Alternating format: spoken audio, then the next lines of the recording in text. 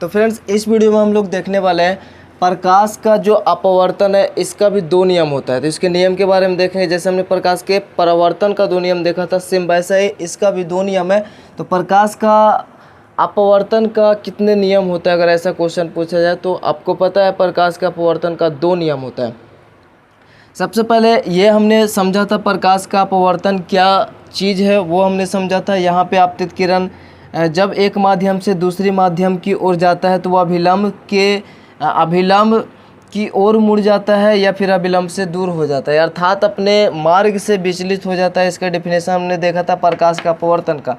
इसमें जो PQ है ये आपतित किरण है और यहाँ से ये अपने मार्ग से विचलित हो जाता है, इसको बोलते हैं QR है। ये इसको जाना चाहिए था ऐसे, ठीक है, ऐसे इस रास्ते से, बट यहाँ पे अपवर्तन के कारण क्यों होता है पता है। ये एक माध्यम से दूसरे माध्यम में जब भी जाता है तो ये कुछ और माध्यम है, ये कुछ और माध्यम है, और ये जो हमारा है वायु है और ये कांच है, तो ये विरल है और ये सघन है।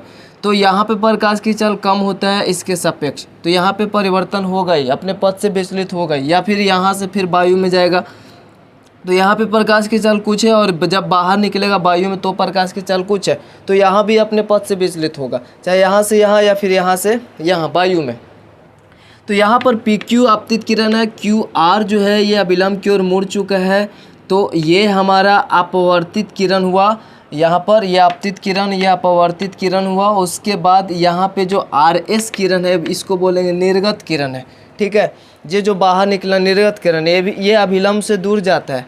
यहाँ पर देखिए हमने एक अभिलंब डाला इस प्रकार से, और इसका रास्ता था इधर से जाने का, ठीक है, ये वाला, लेकिन ये इधर चला जाता है, थोड़ा सा अभिलंब से दूर हो जाता है। चूँकि यहाँ पे ये सघन माध्यम हुआ, ये विरल माध्यम हुआ।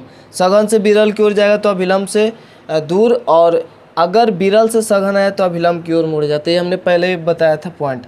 अब इसका दो नियम होता है, अपवर्तन का दो नियम होता है। सबसे पहला नियम तो आपको पता है, जैसे कि हमने परिवर्तन में पढ़ा था, तो यहाँ पे पहला नियम काफ़ी इजी आपको भी लगेगा। तो पहला नियम देखिए क्या बोलता है कि प्रकाश के अपवर्तन के तो दो नियम होता है, यह सबको पता है। तो लिखना क्या है, पहला क्वेश्चन अगर पूछा जाए परिवर्तन के कितने नियम हैं, अपवर्तन से आप क्या समझते हैं, अपवर्तन के नियम को लिखें। तो अपवर्तन का डेफिनेशन पहले भी लिखा हुआ, अपवर्तन का नियम अभी हम लोग देख रहे हैं। तो पहला नियम है कि ये जो आपतित किरण है और अपवर्तित किरण है, ठीक है, आपतित किरण, अपवर्तित किरण तथा आपतन बिंदु पर जो अभिलंब डाला गया है, ये तीनों एक ही तल में होंगे। अर्थात ये बोर्ड है तो बोर्ड एक तल की तरह है, तो इस बोर्ड में ही रहेगा। इस बोर्ड से ना तो बाहर और ना ही अंदर जाएगा, तो इसको बोलते हैं तल, ठीक है। तल के मतलब हमने पहले भी समझा था, अगर ये हमारा हाथ है तो ये यहाँ से ऊपर गया सोझा फिर नीचे आया, तो ये एक ही तल में है। ऐसा नहीं कि यहाँ से ऊपर ऐसा गया फिर थोड़ा सा उधर होकर फिर नीचे से आया, तो ये दूसरे तल में चला गया। जैसे ये है एक तल, फिर थोड़ा सा आगे गया तो ये एक तल, फिर थोड़ा सा आगे गया एक तल, तो ये इसको बोलते हैं तल।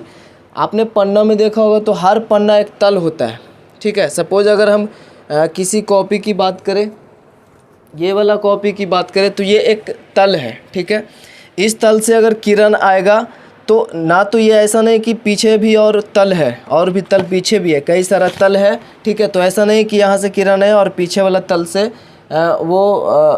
मतलब जो भी हो अपवर्तित होगा, जो भी है पीछे वाला तल से अपवर्तित होगा, ऐसा नहीं है। इसी तल में रहेगा, इस यहाँ पे आया तो इसी तल में अपवर्तन जो भी होगा इसी तल में, तीनों इसी तल में। अगर इसकी बात करेंगे तो आपतित किरण, अपवर्तित किरण, अभिलंब सभी इसी तल में होगा। ऐसा नहीं कि थोड़ा सा उधर होगा इधर होगा, नहीं, ठीक है। तो ये होता है तल, बस सिंपल सा है तल, जहाँ से किरण जा रहा है बस वो एक तल है।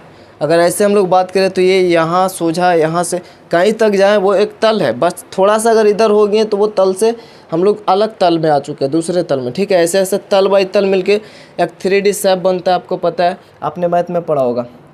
तो ये तीनों एक ही तल में होते हैं, ये पहला नियम है। जैसा कि हमने परावर्तन में भी पहला नियम पढ़ा था। तो पहला नियम तो काफ़ी इजी है, आपतित किरण, अपवर्तित किरण तथा आपतन बिंदु पर अभिलंब तीनों एक ही तल में होता है, बस ये पहला नियम था। इसमें कुछ समझने वाली बात नहीं है, सिंपल सा एक ही तल में होता है तीनों, तो इसको आराम से लिख देंगे।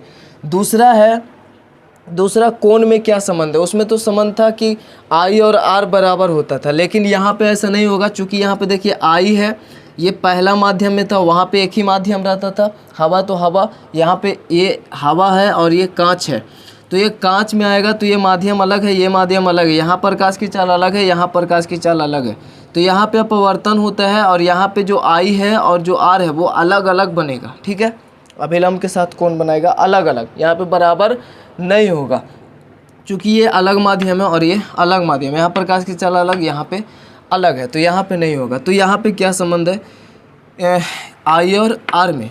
तो जब हम लोग अपवर्तनांक पढ़ेंगे तो भी अच्छे से समझ जाएंगे इसको, जो अभी हम लोग इसमें संबंध को देखने वाले हैं।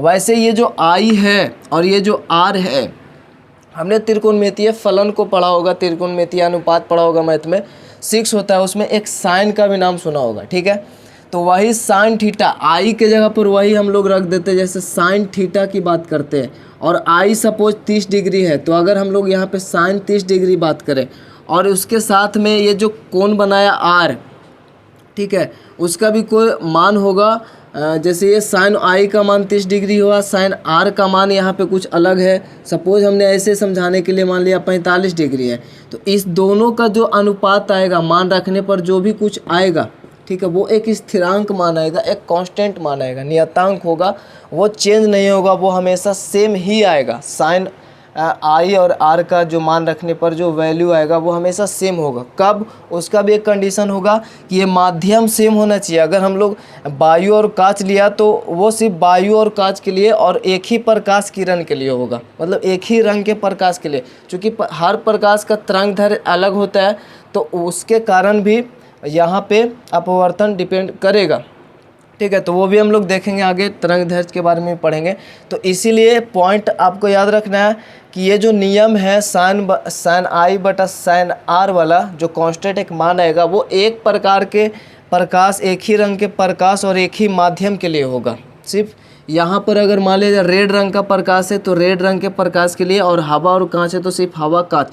बस इसमें फ़र्क इतना है कि एक बार यहाँ से गया फिर यहाँ से भी जाता, तो भी यहाँ से अगर किरण, यहाँ से भी अगर किरण को लेते तो यहाँ से जो आई बनता और जो आर मिलता उसका भी मान वैसा ही आता जो यहाँ से आई आर का मिल रहा है। ठीक है, यहाँ से भी किरण को गुजारते तो आई आर मिलता, उसका भी मान कांस्टेंट आता है इस प्रकाश कलर के लिए और इस माध्यम के लिए।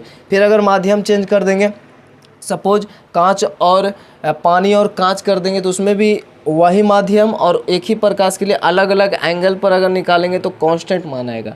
ठीक है, तो वो बात होता है, मतलब ये पॉइंट आपको याद रखना है, एक ही माध्यम और एक ही रंग का प्रकाश होना चाहिए। तो इसमें क्या बोलता है, यहाँ पर देखिए साइन को जो है ना, साइन को हम लोग हिंदी में बोलते हैं जया। ठीक है, तो साइन को बोलते हैं जया। तो इसका दूसरा नियम यही है कि साइन आई यानी जो आपतन कोण की जया इसको बोलेंगे। ठीक है, तो आपतन कोण की जया, यहाँ पे साइन को हम लोग जया बोलेंगे, तो आपतन, यहाँ पे आपतन कोण है तो आपतन कोण यानी साइन आई, एक तो साइन आई होगा जिसको बोलेंगे आपतन कोण की जया, और एक होगा साइन आर जिसको बोलेंगे, इसको अपवर्तन कोण बोलते हैं तो इसको अपवर्तन कोण की जया बोलेंगे। ठीक है, तो साइन आर ये होगा।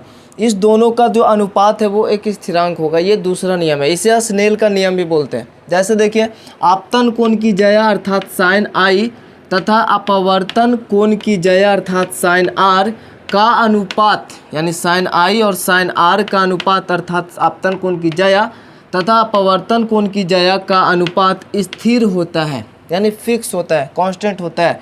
इसे स्नेल का नियम भी कहते हैं। तो स्नेल का नियम अगर लिखने के लिए आ जाए तो यही लिखना है, आपतन कोण की जया तथा अपवर्तन कोण की जया का अनुपात स्थिर होता है, ऐसा स्नेल का नियम कहते हैं।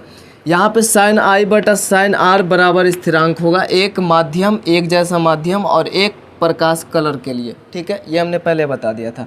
तो ये होता है फार्मूला साइन आई बटा साइन आर, और ये स्थिरांक बोलते हैं। और साइन आई बटा साइन आर का जो मान आएगा उसी को हम लोग अपवर्तनांक भी बोलते हैं।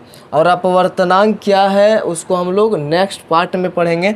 यहाँ पे लिखा हुआ इस स्थिरांक मान को, ये जो स्थिरांक मान आएगा इसको दूसरे माध्यम का पहले माध्यम के सापेक्ष, यहाँ पर देखिए एक माध्यम तो ये हुआ, एक माध्यम ये हुआ और एक माध्यम ये हुआ दूसरा वाला माध्यम।